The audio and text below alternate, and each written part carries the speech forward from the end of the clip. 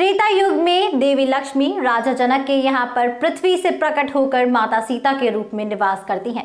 फिर माता सीता का विवाह भगवान श्री राम से हो जाता है, जिसके बाद उन्हें वनवास पर जाना पड़ता है।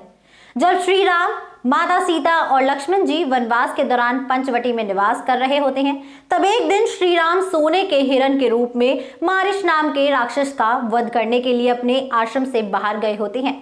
उसके बाद माता सीता के बार बार कहने पर लक्ष्मण जी भी बड़े भाई श्री राम की मदद करने के लिए चले जाते हैं, जिसके बाद रावण माता सीता का हरण करने के लिए आश्रम के पास आता है।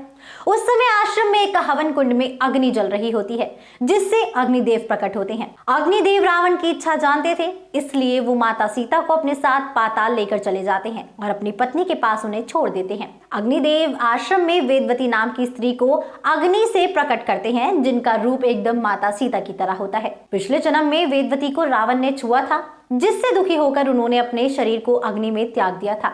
इसलिए अग्निदेव ने वेदवती को माता सीता के रूप में आश्रम में प्रकट कर दिया था, जिन्हें छाया सीता के नाम से भी जाना जाता है। जिसके बाद रावण माता सीता की जगह छाया सीता का हरण करके उन्हें अपने साथ लंका ले जाता है। अब आने वाली फिल्म आदि पुरुष में रामायण का ये सबसे अहम हिस्सा यानी कि सीता का हरण इसी अनसुनी बातों का खुलासा करते हुए दिखाया जाएगा।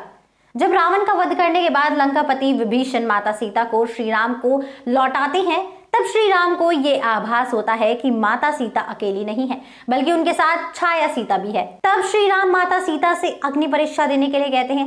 अग्नि परीक्षा देने के बाद माता सीता को कुछ भी नहीं होता, लेकिन उनके साथ जो छाया सीता थी वो अग्नि परीक्षा के बाद सीता माता से अलग हो जाती है। सीता माता से अलग होने के बाद छाया सीता बहुत दुख प्रकट करती है, क्योंकि लंका में पूरा समय उन्होंने बिताया होता है, फिर भी उन्हें पति का प्रेम नहीं मिल पाता।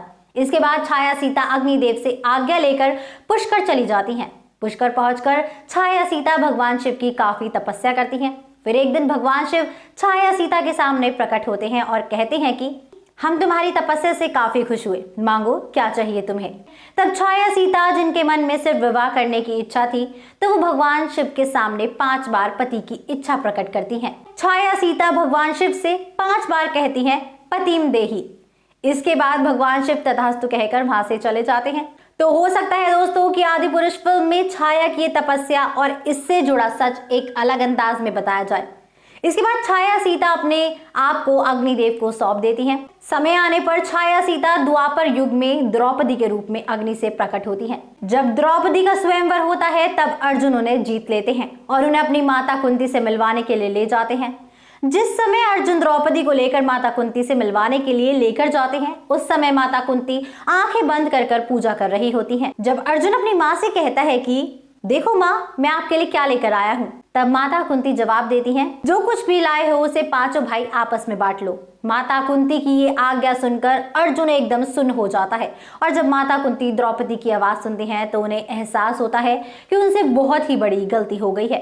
अपनी गलती का प्रायश्चित करने के लिए माता कुंती अपनी आज्ञा को वापस लेना चाहती थी, लेकिन तभी वहां पर भगवान श्री कृष्ण आ जाते हैं। भगवान श्री कृष्ण सबको समझाते हुए कहते हैं, ये कोई गलती नहीं है, क्योंकि अपने पिछले जन्म में द्रौपदी छाया सीता थी और उन्होंने भगवान शिव से वरदान मांगते समय 5 बार पति मांगा था, जिसकी वजह से द्रौपदी का विवाह 5 लोगों से होना पहले से ही तय था। माता कुंती से कोई गलती नहीं हुई है, ये तो विधि का विधान था जिसे होना ही था।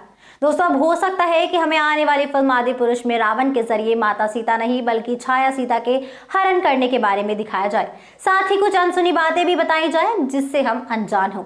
अब दोस्तों देखते हैं कि इस फिल्म के मेकर्स हमारे लिए क्या कुछ खास, नया और अनोखा लेकर आते हैं। तो इसी के साथ मैं अनुष्का त्यागी लेती हूँ आपसे इजाजत। बने रहिए और देखते रहिए बॉलीग्राज स्टूडियोज को। हमारे आज के राइटर हैं यश।